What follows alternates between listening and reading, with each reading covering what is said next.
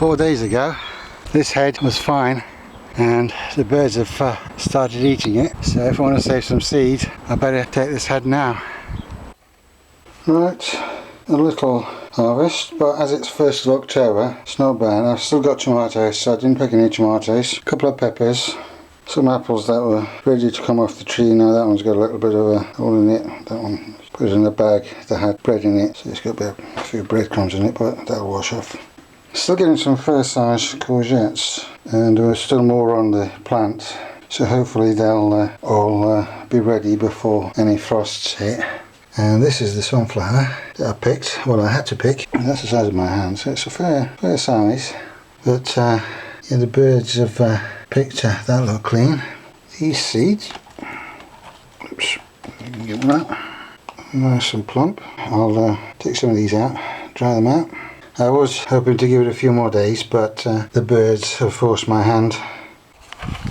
Now this fig is the one I'm going to use because it's nice and big and healthy. These other ones, I mean, these are all backups. This one's a small one. These are backups, and I wasn't too worried about the leaves going a bit yellow, but other people have said, oh, we'd like a fig. So what I'm going to do is give them a feed and then possibly put them into bigger pots, and hopefully they'll green up a bit. It's just a bit of lack of feed really, because obviously I haven't looked after these during the summer, just left them. So considering they were neglected and all I did was occasionally remember to water them, they've done alright. So what I'm going to do is give them a feed and see how they do.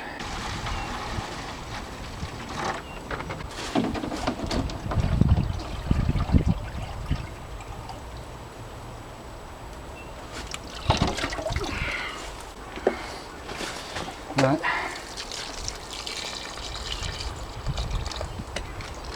I mean, they've had a good drink with the recent rains, so just a bit of feed and I'll keep feeding them. Might as well feed the strawberries just whilst I'm here. This is a weed tea, so it's full of nutrients that they need. And these cucumbers and gherkins, these have still got a bit on them, but this lot have finished. They've got a couple of gnarly little bits on them, but I'm not eating that. No, that's no good. So I'll clean those up as well. Well, the greenhouse looks a lot different now that almost everything has been trimmed.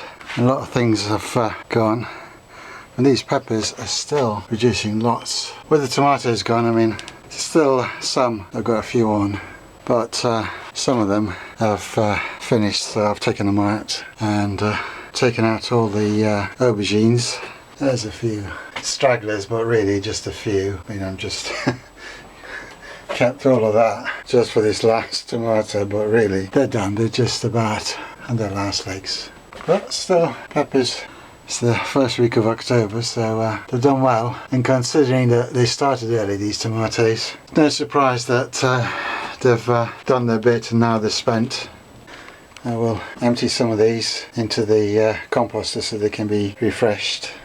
I've actually left the roots, I just cut it just at the soil level. I left the roots in.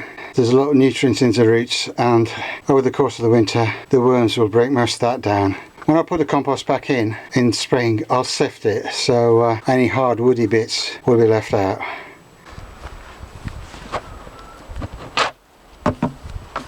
Right, the Dalek is about third full, and as well as dumping in the compost, I'm dumping in things like dock leaves and things that will help to bring in the worms, and over the course of the winter they'll work that into the rest of the compost and soil.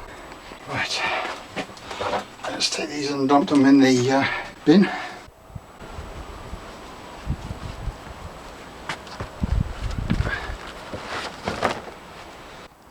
The other day I was trying to sort this compost bay out, and what I didn't realise was a wasp's nest there in the corner, and I got stung and I ran away sharpish. So I'm a bit wary of coming this compost bay at the moment. I mean, they whiz around pretty quickly, so I don't want to get too close because I don't want to get stung again. Yeah, you can see them just about. So what I was going to put in this compost bay, we'll have to wait till we've had some heavy frosts and they've died off, because I'm not going anywhere near it again. This pot of Swiss chard, I sow this in the summer. It's a mixture of perpetual spinach at the front and Swiss chard at the back. And the perpetual spinach seems to be doing fine. I mean, I've taken a few weeds out, there's still a few little weeds left in there, but it's the Swiss chard that's gone and bolted. Another weed there. Pull that out, I managed to get that by the root for a change. Now, this is for picking through the winter in the greenhouse. Just taking out the leaves that have gone yellow and a bit gone off. The idea is to put these in once the tomatoes and peppers have been taken out of the greenhouse, and then I can pick through the winter. But considering the problems we had with rats and mice this year, I wasn't going to fill the whole greenhouse and then come in one morning and find out that everything's been eaten. So I'm just experimenting with this one pot for this year to see what happens. If it does okay, then I'll put more in. But I didn't want to go through the effort of growing lots of different salad leaves and come back and find out the rats have eaten it all. So we'll see how this goes and make a decision next year. Hopefully they won't be too much into their greens. I think they're looking for calories, so they should leave greens alone. But if it's a bad winter and they're really hungry, they'll probably eat anything they can get their hands on or paws on. Earlier I planted some comfrey roots in front of the allotment, which you can see in the previous video. It's doing well. Hopefully next time this year this will all be a nice big comfrey patch. Changing all this useless ground into something I can use, because there's no point putting privet here. It just gets in the way and you have to keep trimming it, and it's a useless thing. And then eventually this bit of privet will go, and maybe some of that privet at that end, but that's shared with the other neighbour, so I'm not quite sure what we can do, because this is shared, so I can't take too much of it. I can take a little bit more off, and I can certainly take a bit off the top because it's shaded in the greenhouse. Doesn't matter for the winter, but come spring I'm going to take it down to about there. If I step back to about there, because it grows pretty quickly, so if I take it down to about there in spring, it'll grow that much, so that'll be fine. And this mess of brambles and privet I'm leaving because there's all this stuff behind it. It's unsightly, but what it's covering up for is even more unsightly, so I'm opting to keep the lesser of two evils, but then eventually I will get rid of this as well. And once that wood pile is sorted and I've got rid of it, when we get some more skips. But at the moment there are no more skips scheduled, so you might have to wait till well into the new year, and then once that's sorted and got rid of, I can get on and sort that shed wall, and possibly even try and make the shed rat proof. But there's no point trying to do anything, because once there's that great big hole there, things can get in. With hindsight, I shouldn't have bought these strawberries this year, but at the time I didn't know what was going to happen, so I bought the strawberries not knowing that I wouldn't be able to clear the ground and plant them where I want them. So they've been neglected a little bit. They produce runners. I should have trimmed these runners off earlier, and they're actually still trying to produce flowers. Oh,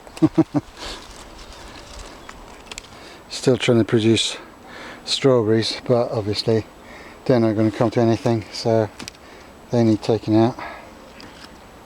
Now there are a few runners like that, and what I might do is put these in, see what happens. Got nothing to lose. I won't bore you with going through all this lot. Oh dear. I cut that, then I realised that's got a run rate, but that's it, it's gone. Obviously there's a bit of weeding in these pots, but I'll sort that out.